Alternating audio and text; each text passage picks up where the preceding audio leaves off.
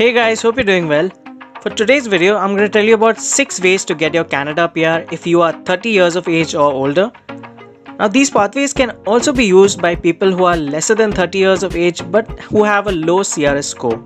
If you don't already know, you can get the highest CRS points for your age criteria, which is 110 if you're applying alone and 100 if you're applying with your spouse if you are between 20 to 29 years of age. After 29, your CRS points drop by about 5 points each year.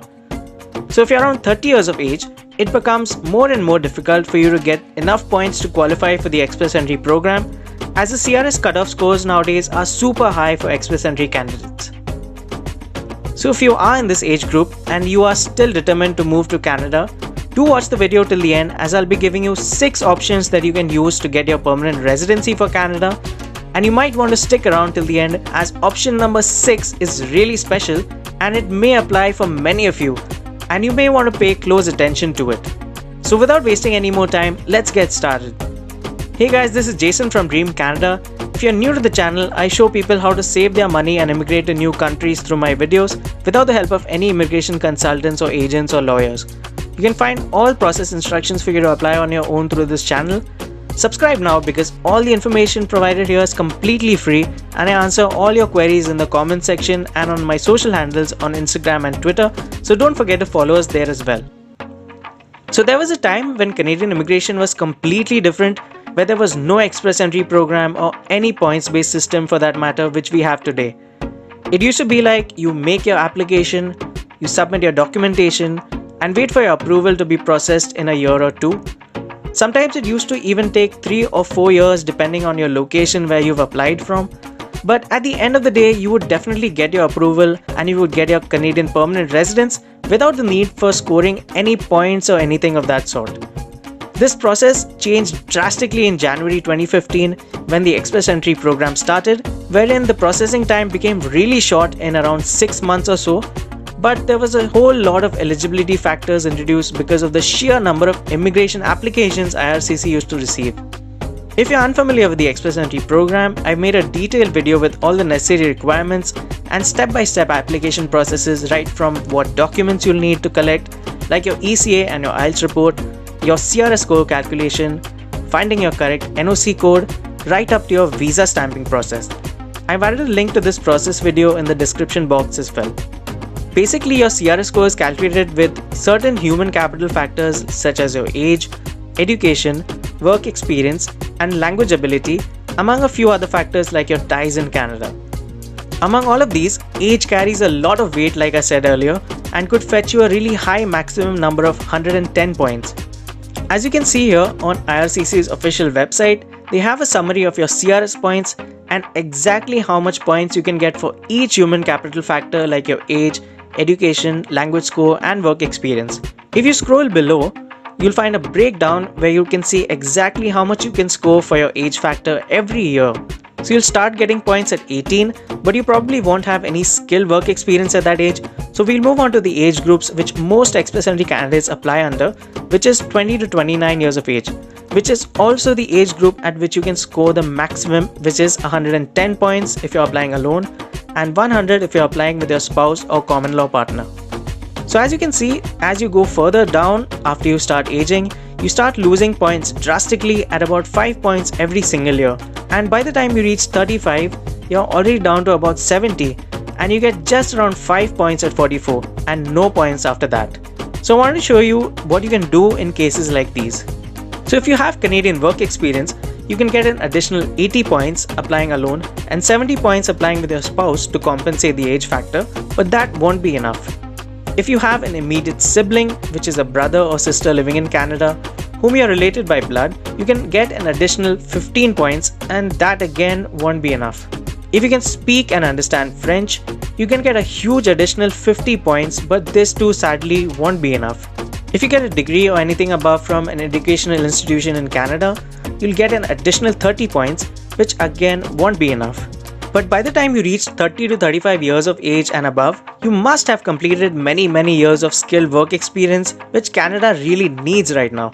So what you can do is use this extensive experience and your references in Canada or maybe an office branch in Canada to secure a Canadian job offer. Now, Canadian job offer will give you a huge 200 additional CRS points, which is more than enough to make up for any age factor points that you've lost over the years as you got older. You can get a Canadian job offer, like I said, using your references or an intercompany transfer to a Canada branch or online portals like LinkedIn, Indeed, Monster, Job Bank, social networking groups and pages, and the tips that I've covered in this detailed video on how you can secure a job offer in Canada from your home country. Option number 2 is the most common one, which is the provincial nomination. In addition to the federal express entry program, each province and territory in Canada has their own provincial nomination program, in which they have their own set of requirements and application processes based on the job market needs in those provinces.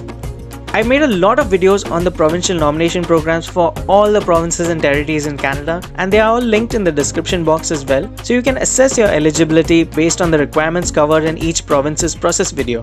Now, PNPs are typically of two types. The first type are those programs that are express entry oriented, for example the Alberta Express Entry program, in which the province of Alberta will give you a nomination certificate which you have to then upload in your express entry profile, and for your nomination certificate you will get 600 additional CRS points, which on its own is enough to get you your Canada PR. The second type of PNP programs are the EOI or Expression of Interest based programs, like the Manitoba PNP program, through which you have to create a separate application to a province on their official websites and upload the necessary documents there, or send them by post if they are paper-based EOI programs. One good thing about these EOI-based programs is they are completely independent from the Express Entry program, and they often don't have the high requirements of the Express Entry program, like a high IELTS CLB level or high proof of funds, for example, as these are not Express Entry oriented programs. However, they can take longer to process, especially if they are paper-based programs for obvious reasons. The third option is getting a startup visa. With a startup visa, you don't need a job offer, you don't need a high education level, and you don't need a high language test score as well. What you do need though is a business idea, and you need to find a designated organization that will endorse or sponsor you for your business idea. What it typically involves is creating jobs for those in Canada and running a successful and viable business, and this will qualify you for an immigrant visa in this category. The process to pitch your idea is different for each designated organization. Each organization has its own requirements. For example, you may be asked to present your business concept in person or even submit a detailed business plan separately without a presentation or demonstration. The fee is 2,075 Canadian dollars for your visa, and the processing time is around 12 months. The good thing is that you'll need just CLB 5 for your language test, but you'll need proof of funds similar to express entry amounts in a CIC format bank letter, which I've explained in a detailed video linked in the description box. The next option is the Agri-Food Pilot Program, which provides a pathway to permanent residency for certain individuals who work in the agriculture and food sectors. Remember here that we are talking about people who don't qualify for Express Entry program because of a low CRS score, because of their age and other human capital factors. The good thing about the Agri-Food Pilot is that you need just CLB 4 in your language test, and you need just a high school education. So this program may be beneficial for many if you have experience in the food industry or agriculture. I made a detailed video about all the requirements and the application instructions for the Agri-Food Pilot program, which I'll link down below. The next option is Caregiver or Home Support Pilot programs.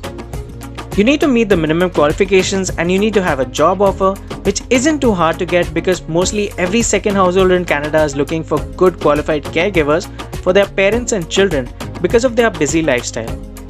You'll also need at least 2 years of qualified work experience to apply for permanent residence through this pilot program. These are basically 5-year pilot programs that let qualified caregivers and their family members come to Canada with the goal of becoming permanent residents.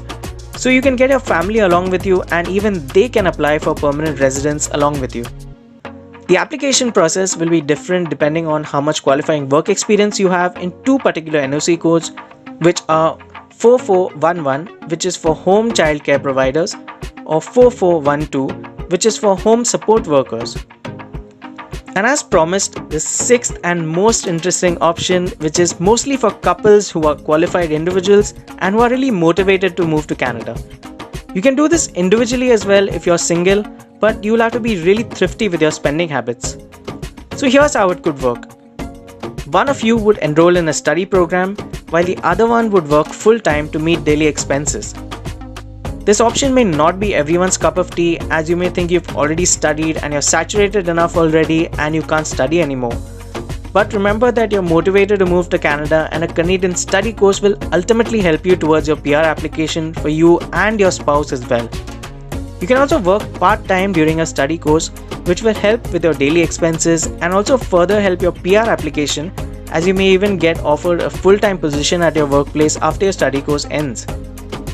So one of the spouses who's interested and eager to study further may consider this option.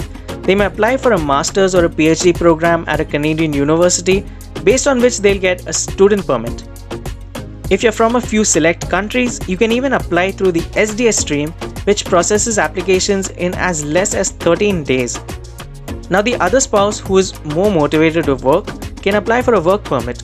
Based on their work permit, they can try to find a job in suitable NOC codes in skill types 0, A or B, which will help them in their PR application down the road.